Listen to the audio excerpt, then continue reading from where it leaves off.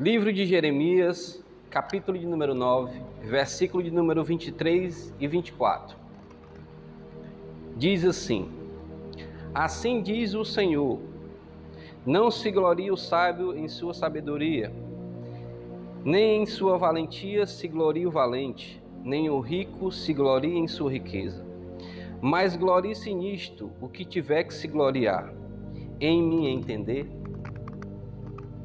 em me conhecer, que eu sou o Senhor, que faço misericórdia, juízo e justiça na terra, porque destas coisas me agrado, diz o Senhor. No capítulo 9 do livro de Jeremias, ele vai abordar alguns assuntos. A lamentação de Jeremias pelo pecado do povo, pelo sofrimento do povo, o castigo do pecado, fala da desobediência do povo, e o profeta exorta o povo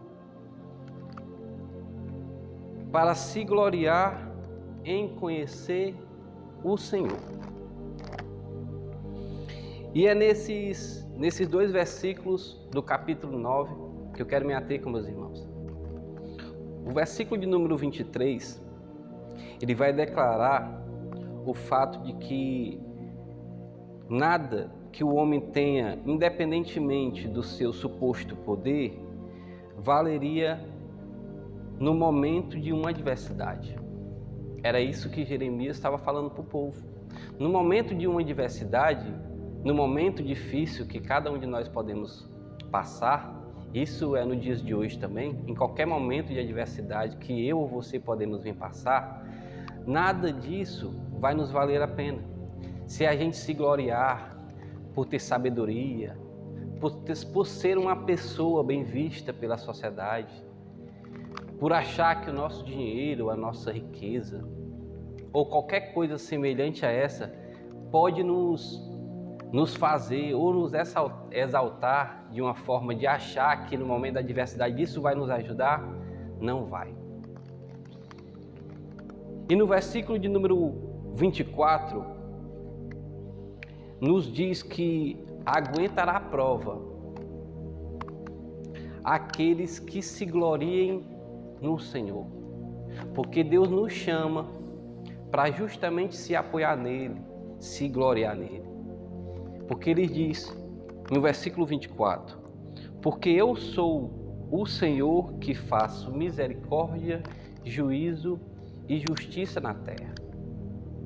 Quando nós se apoiamos nessa referência que Deus nos dá, da sua qualidade que não muda. Isso não muda diante de Deus. O eu sou do Antigo Testamento é o eu sou de hoje também. Quando a gente para para analisar que em qualquer situação que venhamos passar de alguma adversidade, ou dias difíceis, ou momento diferente, complicado, nós paramos e lembramos que o nosso Deus é um Deus de misericórdia, de juízo e de justiça. E isso nos deixa aliviado em conhecê-lo. Não só nos deixa aliviado, mas alegra o coração do Senhor, porque no último trecho do versículo 24, diz assim: porque destas coisas me agrado, diz o Senhor. Então, o conhecimento a Deus é a glória do homem. Quanto mais a gente conhecemos e buscamos a conhecer o nosso Deus em intimidade, tendo aquele particular, nós a cada dia venhamos se alegrar em saber que Ele é esse Deus maravilhoso.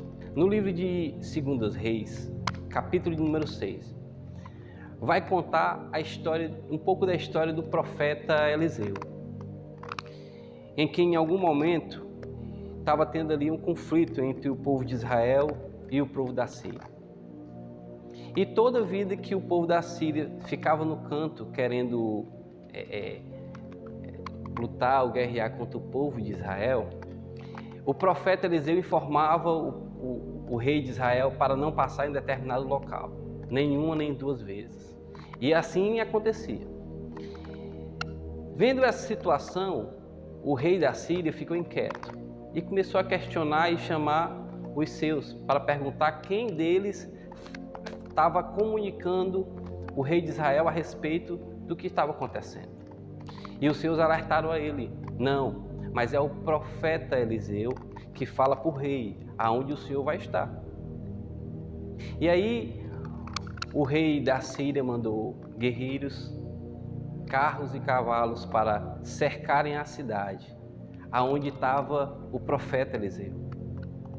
E a palavra vai nos contar que quando o moço do profeta Geazi, ele sai, que ele abre a porta, que ele se depara com isso, com essa multidão, com esse exército que o rei da Síria mandou para prender o profeta, ele volta e fala: ai, meu Senhor, o que faremos? E o profeta Eliseu falou: não temas, pois mais são os que estão conosco do que os que estão com eles. Em seguida, no versículo 17 do capítulo de número 6 de 2 Reis, Eliseu orou: peço-te, ó Senhor, que abra os olhos dele para que veja. Então o Senhor abriu os olhos do jovem e viu o monte que estava cheio de carros de fogo e de cavaleiros ao redor de Eliseu. O que me chamou a atenção foi que o profeta Eliseu, ele orou somente pelo jovem, para que Deus abrisse os olhos do jovem. Ele não orou para que Deus abrisse os olhos dele, porque os olhos do profeta já estavam abertos. O profeta, ele conhecia, ele se gloriava porque ele conhecia o Deus que ele servia. Saberia que o Deus que ele servia é um Deus de misericórdia. E ao se deparar isso, quando o jovem viu aquilo, ele ficou maravilhado. Antes do profeta orar, o profeta já tinha falado para ele: pois mais são os que estão conosco do que os que estão com ele. Hoje ou amanhã, não importa o dia difícil que venhamos enfrentar. Não importa a adversidade que nós venhamos enfrentar. Nós temos que lembrar que maior do que essa adversidade ou do momento difícil que nós venhamos passar, se vimos um Deus poderoso, que através da sua palavra tudo foi feito, tudo foi criado. E é esse Deus de misericórdia, como quem teve pelo profeta, que vai ter também pela gente. Mas a gente tem que estar com os olhos abertos, os olhos espirituais abertos, para poder contemplar e saber que o nosso Deus é maior do que qualquer dia difícil ou dia de adversidade que venhamos enfrentar. E aí ele fala também, quando a gente para e analisa, ele fala 3 coisas. Fala que é um Deus misericordioso, um Deus juiz e um Deus que faz justiça aqui na terra. E aí, lembrando dessa passagem, dessa palavra, o Espírito Santo nos leva também, lá em 2 Reis, a história do rei Ezequias. E o rei Ezequias é uma demonstração de fé para todos nós. Aqui, no capítulo de número 20, vai falar que o rei Ezequias,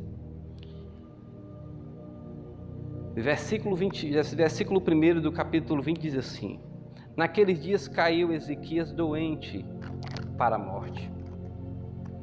E veio a ele o profeta Isaías, que disse: assim diz o Senhor, põe ordem à tua casa, porque irás morrer e não viverás. Então, versículo 2: então voltou ele o seu rosto para a parede e orou ao Senhor e disse: rogo-te, Senhor, e te suplico que lembre-te de que andei diante de ti, em verdade e com o coração íntegro, e que fiz as coisas que te agradam. E chorou Ezequias com grande choro. E aconteceu que antes que Isaías saísse até a metade do pátio, veio a palavra do Senhor a ele dizendo: volta e diz para Ezequias, príncipe do meu povo, Assim diz o Senhor, o Deus de Davi teu pai. Ouvi a tua oração e vi as tuas lágrimas, e eis que eu te curarei, e ao terceiro dia subirá à casa do Senhor. E acrescentarei ainda aos teus dias 15 anos. E livrarei a ti e a esta cidade das mãos do rei da Assíria. E ampararei esta cidade por amor de mim e por amor de Davi, meu servo. E aqui nós vemos aqui que chegou para o rei Ezequias um juízo. O profeta chegou até ele e falou: ei, conserta a tua casa, porque tu irás morrer e não irás viver. Esse rei, quando a gente vai analisar a história do rei Ezequias, ele foi um rei que fez grandes coisas diante do Senhor. E Deus o abençoou ele de uma forma poderosa. A palavra também vai nos contar que por Deus ter abençoado ele de uma forma grandiosa, teve um momento que ele exaltou o seu coração. E aí conta-se essa história do rei que ele adoeceu e a sua doença era de morte. E aqui, irmãos, que eu quero parar também e poder compartilhar isso do Senhor para os meus irmãos. A sua glória, o seu poder, a sua sabedoria que o rei tinha, diante de um momento desse, nada vale. O que ele poderia fazer? Chegou o juízo para ele. A morte dele era certa, como disse o profeta. Tu irás morrer. E ele virou para a parede. Significa, chegou no limite. Não tem mais para onde eu ir. Tudo que eu conquistei, tudo que eu tenho, diante desse momento, não posso fazer nada. Mas aí ele lembrou que ele servia um Deus justo, um Deus juiz. Não é um juiz aqui da terra, mas é um Deus juiz, certo, fiel, justo, acima de tudo. E ele clamou a Deus, porque ele reconheceu que todos os seus feitos, todas as suas conquistas, não poderia ajudar agora. Por isso que Deus frisa, Deus mandou o profeta Jeremias falar para o seu povo: quem quiser se gloriar, se glorie em mim conhecer, em saber que eu sou um Deus justo, um Deus misericordioso e um Deus juiz. A minha justiça é certa. E ele pegou e voltou para a parede e orou a Deus. Que Deus tivesse misericórdia dele, que Deus lembrasse dos feitos dele. Quando a gente para analisar isso, parece até que ele foi um pouco arrogante em oração com Deus, mas não foi. Quando a gente para analisar essa passagem, essa história desse rei Ezequias, vai nos contar que ele foi um dos grandes reis, ele fez grandes feitos. Sim, humildade é você reconhecer a sua capacidade e a sua incapacidade. Ele reconheceu em oração ali que os feitos dele também não poderiam ajudar, mas ele se via um Deus que poderia ver a situação dele nesse momento e poderia rever isso. E ele chorou muito. A palavra de Deus diz que Deus olhou a oração dele e o choro dele.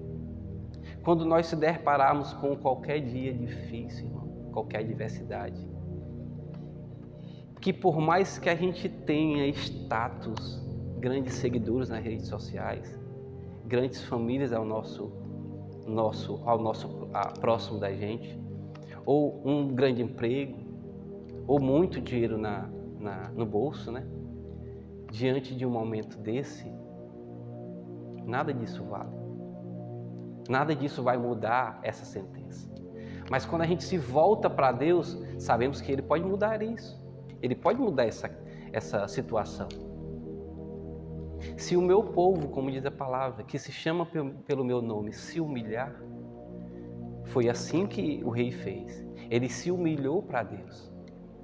E Deus mandou na mesma hora o profeta voltar e falar para ele que ele não iria mais morrer, mas queria acrescentar mais 15 anos de vida para ele. Interessante que quando o profeta, irmão, ele chegava ali, era certo. Por isso que o desespero dele veio. Porque o profeta falou, o profeta chegou lá e nem falou, só chegou e mandou logo o recado. Ajeita a tua casa que tu vai morrer. Mas depois, quando ele volta para o profeta, ele já volta de forma diferente. Versículo 5 do capítulo 20 diz assim: quando o profeta ele volta para o rei Ezequias, ele já volta de uma forma diferente. Ele já volta dizendo um parecer de Deus diferente para ele. Ele já volta mostrando que Deus olhou a sua oração e viu as suas lágrimas. Quando nós se depararmos em algum momento difícil, seja hoje ou seja amanhã, que nós podemos se voltar para Deus e se gloriar em saber que Ele é um Deus misericordioso, um Deus juiz e um Deus justo. E não se apoiarmos em nós mesmos, como se nós pudéssemos impedir alguma coisa relacionado à enfermidade ou à morte. Todos nós estamos sujeitos a passar por isso, mas cada um de nós tem uma forma diferente de como lidar com isso. Ezequias, ele chegou no momento dele que ele percebeu que ele não poderia fazer mais nada, então o que é que ele fez? Eu vou clamar ao Deus que eu o conheço, porque ele vai ver a minha oração e a minha súplica. E assim aconteceu. E que eu e você, quando venhamos a passar algum momento desse, que não venhamos se gloriar em nada que nós temos. Nada, absolutamente nada. Porque isso não muda. Mas o Deus que nós servimos muda a situação. Pois que eu e você, meu amado, podemos conhecer a Deus, porque isso é a maior glória que nós podemos e temos. Amém. Antes de sair do vídeo, não esquece de se inscrever no canal e clicar no vídeo aqui do lado.